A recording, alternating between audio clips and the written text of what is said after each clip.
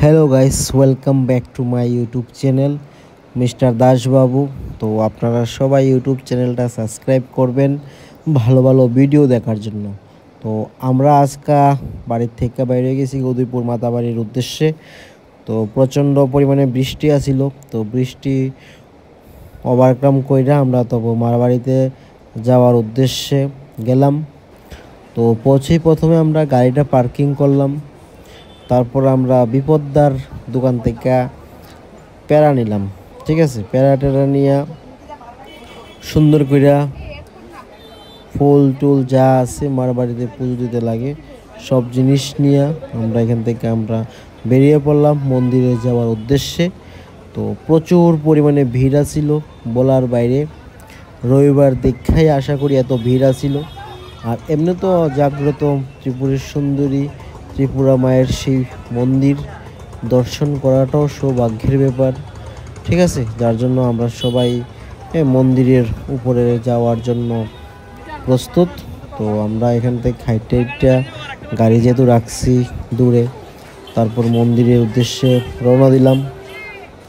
তো তোমরা দেখতে পাচ্ছ মায়ের দর্শনে প্রচুর পরিমাণে ভক্তবৃন্দরা এখানে গেছে পূজা দেওয়ার জন্য।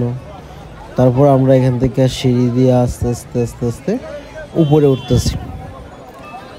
দেখো যাওয়ার পথে দেখো লোকের ভিড় দেখো শুধু। আমি অনেক দিন পরে এত ভিড় দেখছি মায়ের বাড়িতে।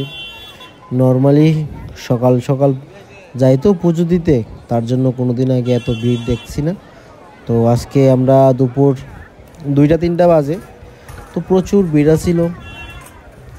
তো আমরা সবাই মায়ের মন্দিরে মাকে দর্শন করার জন্য যাওয়া। তো দেখতে পাচ্ছ সিঁড়ি দিয়ে আমরা এখান থেকে উপরে যেতেছি। সত্যি তারা যে এই রৌদ্রের মধ্যে, প্রচণ্ড রৌদ্রের মধ্যে ছাতা নিয়ে কিছু আর্থিক সহযোগিতার জন্য মানুষের কাছে হাত পাততেছি।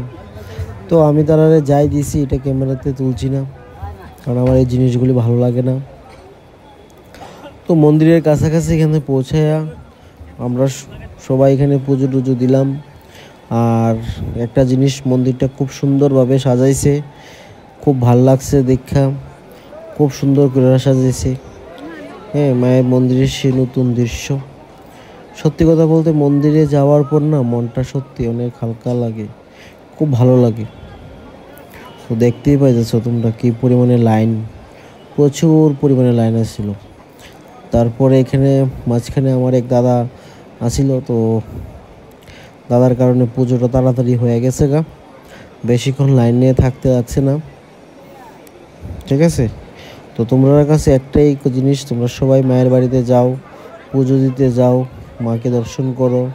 বাবা ভোলানাথ আছে, ভোলানাথ মন্দির দর্শন করো, সবার যা মনোকামনা আছে পূর্ণ করব। তো মায়ের কাছে একটাই চাওয়া, একটাই পাওয়া, সবসময় গেলে একটা কথাই কই, যাতে সবসময় সুস্থ থাকি।